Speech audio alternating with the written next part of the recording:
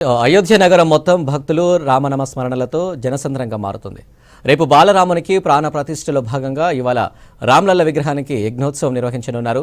ప్రత్యేక హవనాల మధ్య బాలరామునికి 125 కలశాలతో దివ్య స్నానం చేయిస్తారు. అయోధ్య రామాలయంలో ఇవాల్టి పూజా కార్యక్రమాలకు సంబంధించి మరిన్ని అప్డేట్స్ విజయ్ లైవ్లో అందిస్తారు. ఎస్ అనిల్, రామ్లల్లా విగ్రహ ప్రతిష్టాపనకు సంబంధించి ఈరోజు రేపు అంగరంగ వైభవంగా కార్యక్రమాలు జరగనున్నాయి. ఈరోజు కలశాలతో పాటు ఏదైతే హవనం కలశాలకు సంబంధించి అంటే హవన గుండీల దగ్గర శ్రీరాముని యొక్క ప్రత్యేక హోమాలు జరుగుతున్నాయి. ఆ హోమాల తర్వాత దాదాపు 125 కలశాలతోని శ్రీరామునికి అన్ని రకాల ఏదైతే వివిధ నదుల నుంచి తీసుకొచ్చిన జలాలు ఉన్నాయో వాటితోని శుద్ధి చేయనున్నారు. సో మరోపక్క అయోధ్యలో విఐపీల తాకిడి విపరీతంగా పెరిగింది. ఇప్పటికే మొత్తం కూడా అయోధ్య పురాన్ని కంటోన్మెంట్ జోన్గా పోలీసులు ప్రకటించడం జరిగింది.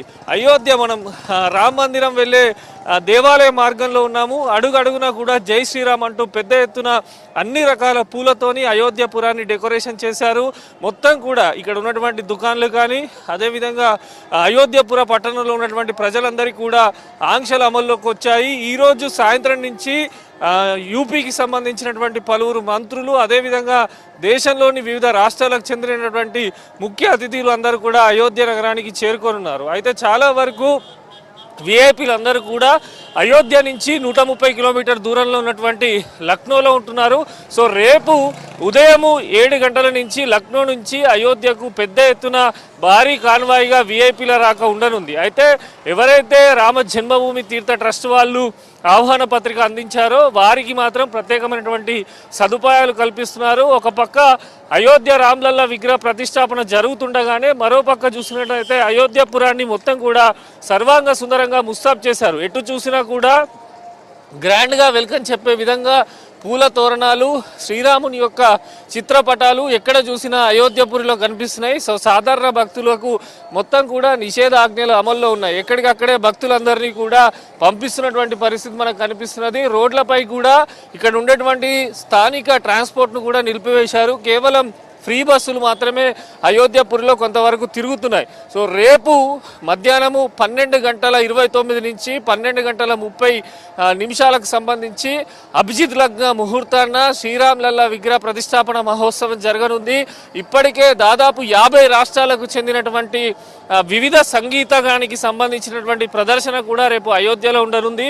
మొత్తం కూడా ఎటు చూసినా అయోధ్యపురం సర్వాంగ సుందరంగా తీర్చిదిద్దబడింది. ఎక్కడికక్కడే భక్తులందరూ అయితే ఈరోజు నిలిపివేశారు. ఈరోజు సాయంత్రము శ్రీరామ్లల్లా విగ్రహం ఏదైతే మందిరంలో ప్రధానంగా ఉందో దానికి హారతి కార్యక్రమాన్ని కూడా ఇస్తారు.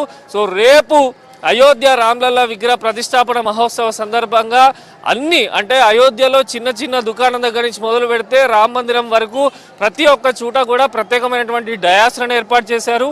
వచ్చేటువంటి విఐపీలందరికీ కూడా ఈ డయాసులలో సాంస్కృతిక కార్యక్రమాలు ఉన్నాయి. ఢిల్లీ, హర్యానా, తెలంగాణతో పాటు పలు రాష్ట్రాలకు చెందినటువంటి కళాకారులటువంటి వారి కళలు ఇక్కడ ప్రదర్శించనున్నారు. దానికోసం కూడా అనుగుణంగా ఏర్పాట్లు జరుగుతున్నాయి. మొత్తం కూడా అయోధ్యపురం కూడా అంతా రామమయం అనే విధంగా మొత్తం ఎక్కడికక్కడే రాముని యొక్క చరిత్ర, రాముని యొక్క ఆనవాళ్ళు, రామ పరివారము, సీత పరివారము ఇట్లాంటి చిత్రాలన్నీ కూడా అయోధ్య రోడ్ల మీద మొత్తం కూడా పెయింటింగ్ ఆకారంలో వేయడం జరిగింది. ఈరోజు ప్రధాన ఘట్టమైనటువంటి రామ్లల్లా విగ్రహానికి కలశ పూజలతో పాటు హవనం జరగనుంది.